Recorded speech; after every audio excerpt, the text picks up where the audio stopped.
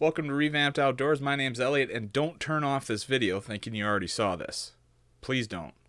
Because I know I just did a lure turner video, but I'm going to do another one. And the reason I'm going to do another one is because this one's slightly different.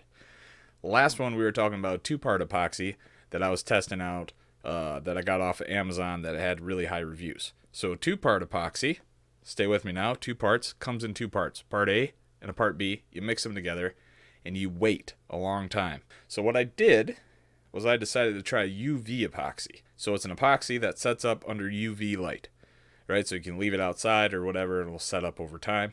I thought, well, that's pretty cool. It'll stay wet. You can let it, turn on a turner, and then you just take it outside. It'll set up, or you just hit it with UV light.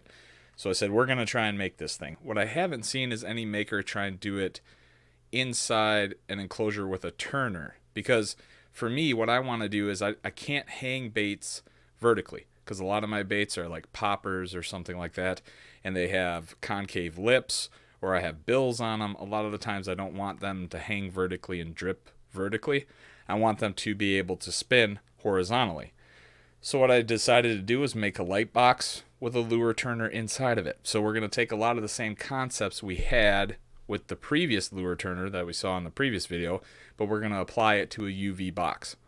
What I chose for the UV box for this project was just a simple $9 toolbox from the hardware store. So I just lined that with heavy duty aluminum foil, and then I made myself another lure turner. So let's hop into Fusion 360 and I'll show you that right now. This is just the basic lure turner, same kind of thing we had going on with the last lure turner that we have in the open space for the two-part epoxy, but in this UV constraint we have to have it inside a toolbox, so you can see why these arms are much shorter. So I shrunk those way down. We're still using the 1/2-inch EMT conduit.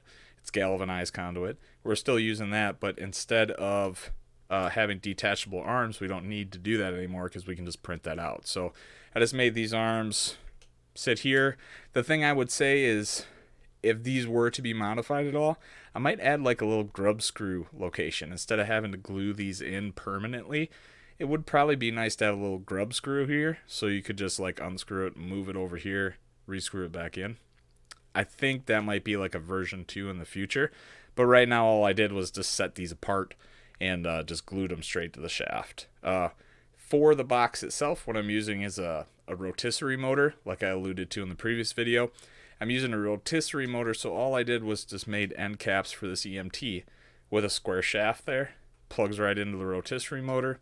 Comes over to the other side at the end of the toolbox, and just, let me see if I can get this right there. You can see it's just essentially a 40-degree drop in that comes into this kind of like circular area here that accepts the other side. So this is just a loft between a cylinder and an end cap for the EMT.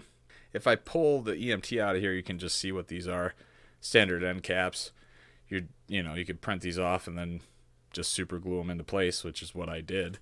And then that just rests down in here. So this ensures that I can get this out of the toolbox itself. So that's very important to me. I like to have this ability to remove that out. So if I have to attach a lure or something to this contraption, I don't have to do it inside the box because I don't like it feeling constrained in the box. This also gives me the opportunity to paint on the UV resin outside of the box itself and then place it inside. So that's basically just the design. I went over the thought pattern on having all these holes in the last video. So that's just about it. I mean, nothing too fancy here. This will also be on Thingiverse for you to grab if this is something you might want to adapt to whatever toolbox you got. And yeah, I'll talk a little bit more about the build now. Exciting. So that was the 3D printed design. Worked out really well. Had a few little tweaks here and there for that, but like I said, maybe the only thing else I would try and tweak is maybe put a grub screw in there just with like a quarter 20 bolt or something that you got lying around all the time, just so you can move that around for different size baits. I don't know. Might help, might not. What do I know? After I had inset the aluminum foil in there, I just ran a UV light strip. Now, this is a contentious subject. It's probably not a true UV light. it's essentially what it is a black light. If you could find a true UV light emitting LED strip, that would be superb and ideal. What I'm thinking is this is pumping out kind of just a black light, which seems to still cure the resin just fine. This is a short 15-foot section, so I think they advertise it as like whatever 6 meters or something like that, or 5 meters, something like that. So it ends up being about 16 feet. That seemed to be about right for the size of this toolbox. I think the space, the gap of the EMT for this is about 17.5 inches or so, was the cut for this specific toolbox. And so that means that you can run that around like 5 or 6 times, and that seems to give enough light to it. So once the light strip is wound around inside the toolbox, I just drilled a hole in it to run the power cord, and that's just the standard 12 volt 5 amp light strip power supply, and that just plugs right into the light strip. If you get a light strip that has the female plug in it already, you're ahead of the game. All you gotta do is drill a hole that it fits out there, plug her in, and you're ready to rock. For using this specific light box, what I like to do is take out the shaft, put in as many, lures that you want to put on this. A lot of this setup is just using a paper clip into the holes, use a rubber band for tension, and then you can go to the solid hole on one side. So what you have is a paper clip to like the eye of the bait, and then the rear hook keep has a paper clip with a rubber band that goes to the other holder, and then that keeps a tension on the bait in between, and then you can run one from like the rear hook keep down, and that keeps it set up there in the middle, and it won't turn, especially if you have like a weighted on the bottom or something like that. What I like to do with this is I paint the UV on outside of the box. I make sure that it's on there pretty thick, and then I know that it'll settle out when it turns. I put this back into the box, and then I'll just flip the switch on and let it turn. What I don't do is I do not turn the lights on for the first 10 minutes. So I want the resin to equal out, and I want it to really create a nice even layer with the turner on first. And then after about 10 minutes, I'll flip the switch, and then I'll hit it with light, and I'll leave it in there for about like 30 minutes or so. And by then it's really nice and hard, maybe a little tacky still. I'm using a UV resin that I got off of Amazon, cheapest one I could find, so I'm sure that's the problem. The problem also is that you can't get the Lumalite UV right now. You can't get a bunch of these UV resins anymore, so that's what I was left with. But it was a good proof of concept, so I'm excited to try and use it in the future.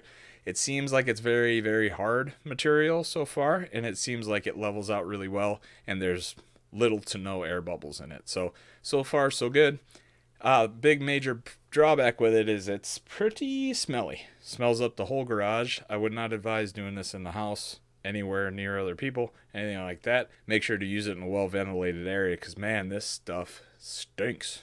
Stinks bad. But it does work really well.